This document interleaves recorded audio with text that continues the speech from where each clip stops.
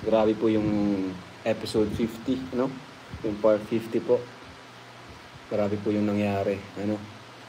Nakakayak po talaga yun. Kasi, iba na po kasi ang ano eh.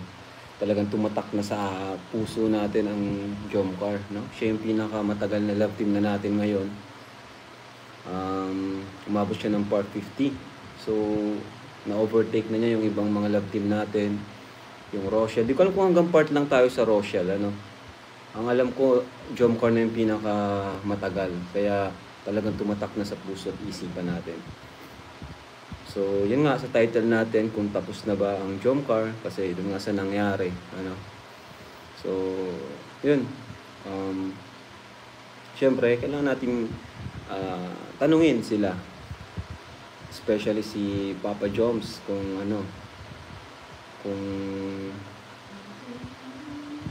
ayan, kung ano pa siya, kumbaga papayag pa siyang sumama sa mga vlog natin. Pero sa tingin ko naman papayag pa naman din si Papa Joms despite sa nangyari, ano. Para sa akin ano lang naman, yung timing lang naman talaga. At yung timing saka yung pressure sa kanya, kasi mukhang sineryoso ni Papa Joms yung live ko nung nakaraan. Di ba, naalala niyo po yung live ko, yung nagpa-voting ako.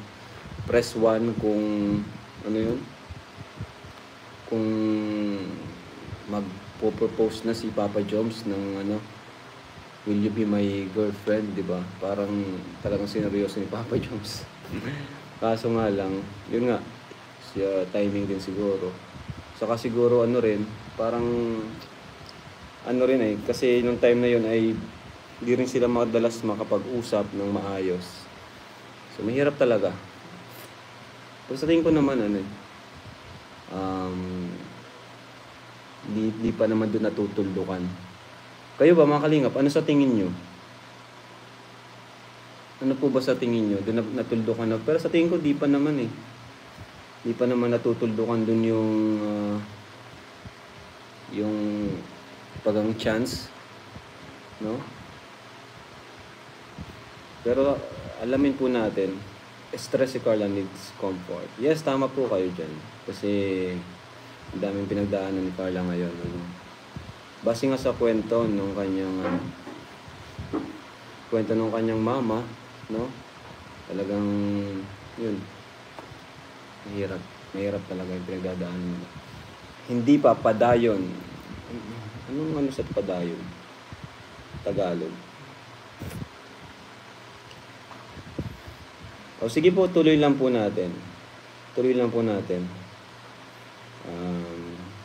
ano yung pwede mangyari. Tuloy lang natin, mga kalingap, kung ano yung mga susunod na pangyayari. Ano? Kung si Jomar ba ay tutuloy pa rin, o ano yung magiging sitwasyon, ano yung magiging ng dalawa kasunod na episode. Yun yung di natin alam eh. Ano yung magiging approach sa isa't isa, diba? Pero nakakayak po talaga yung episode 50 na yun. Nakakayak po talaga, lalo na po yung yung time na pinuntahan ni Papa Joms yung mga lugar kung saan sila dating nagkukulitan. Lalo na yung lumang bahay, no? Grabe, nakakamiss pala yun, mga kalingap, yung lumang bahay. Ayan. Siyempre, shoutout din sa kanyang kasama, sina Ato at si Yoyo. Grabe. Nakakatuwa din kasi andyan sila. Kahit gabi na, ay talagang sinasama nila si Papa Joms. Sumikip dibdib namin sa par 50. Kaya nga, mga kalingap, talagang pinarealize sa atin ng Jomcar na talagang sila, malaking bahagi na ng Kalingap community. Kaya talagang medyo masakit kung sakaling ma-stop. Sana pumayag si Papa Joms na magpa-vlog pa kung ano man yung plano niya. Tayo naman ay dito lang para mag-vlog. Magiging awkward ba sila sa isa't isa? Hindi naman. Yun nga po, sa tingin ko di naman, kasi si Jomar ay matured man si Jomar para sa mga ganyan. Kung magiging awkward, parang Di naman nababagay siguro kay Papa Joms. Kaya naman i-handle na ni Papa Joms. Professional si Papa Joms eh.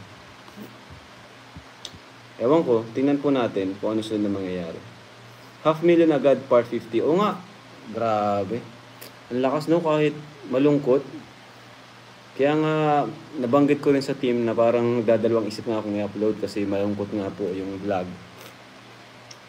Kaya yun, in-upload ko pa rin. Hindi ko na-expect na marami pa rin manunood kahit malungkot. No? Salamat sa support nyo. Maraming salamat mga kalingap sa support nyo. Pero ayaw namin matapos. Yun na nga eh, plano pa nga nating ikasal eh. Diba? Yung plano pa nating ikasal. Na-excite nga ako dun sa kasal eh. Kahit pa ano lang. Special episode lang.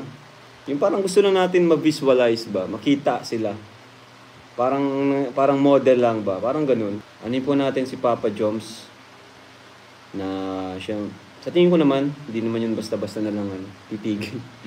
Alamin po natin kung anong magiging ano. Kasi halimbawa nag-vlog tayo, part 51. Then nakita natin na parang, mararamdaman ko naman yan eh, na parang yun nga may awkward, na parang ayaw. Doon natin ihinto. Na sige, saka na natin ituloy yung serye kapag wala na yung yung parang yung pakiramdam ng napipilitan. Doon natin yan malalaman mga kalingap. Kasi ako, kahit pa ko yan, staff, kung napipilitan, talagang di ko po pipilitin.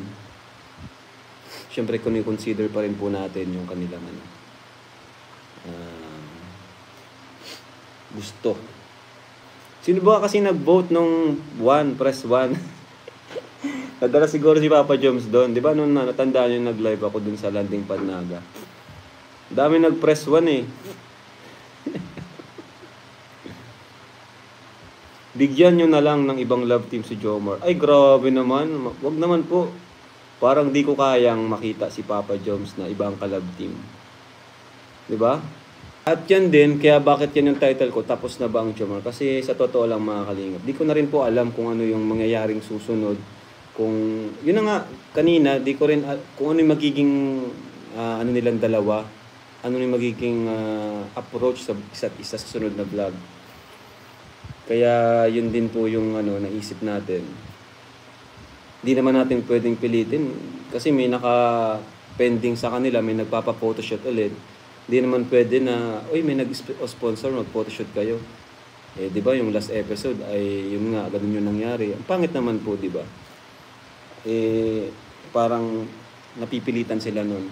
Siyempre, alamin natin. Kaya nga po, tingnan po natin. Part 51 po ang Part 51 ang magsasabi kung matutuloy pa ba. Ayan. Part 51 ang magdidictate ng Kasi kung ayan, feeling ko haba pang Chom card, dami pang nakapilang. Yun na nga bro, ang dami pang events na nakapila. Pero syempre, magbe-base tayo sa kanila, sa nararamdaman nila, di ba? Marami ng events na nakapila, pero sila naman ay awkward sa isa't isa. Tapos parang naiilang. So, pangit naman pilitin yun. Kaganyan, may nakapilang yun ang photoshoot. Tapos ito pa, i-announce ko na rin mga kalingap, kasi invited tayo, Kalingap Love Teams, invited po ng ALM Ball. Ayan, sana ay ang Jomcar ay maging okay na kahit yun, sana walang magbago kahit yun nangyari sa episode 50. Sana pa rin. Cool pa rin sila sa isa't isa. Close pa rin, manatiling close. Sabi ni Jomar Padayon, ibig sabihin tuloy naman. Ayun, tuloy naman pala. Kaya mo yung Papa Joms. Huwag kang susuko. Ayan. Sa tingin ko na lang din si Carla nung time na yun. Parang na-shock siya. Diba? Na-shock talaga siya eh. Kasi wrong timing talaga. Wrong timing mga kalingap. Kahit nga tatawa ko mga kalingap eh. Bakit? Di ko alam kung ano yung ni Papa. Sa tingin ko kasi, nung time na yon sa episode 50, parang ready na si Jomar eh. Ready na siyang gawin yon. And parang ayaw niya. ayaw na niyang patagalin pa. Parang na-pressure din siya. Baka naman ayaw ni Carla kay Jomar at napipilitan na lang siya sa love team. Yan po ang aalamin natin. Yan ang aalamin natin. Kung natin pangunahan si Carla, support lang po tayo sa kanila. Support lang natin kung ano maging desisyon niya.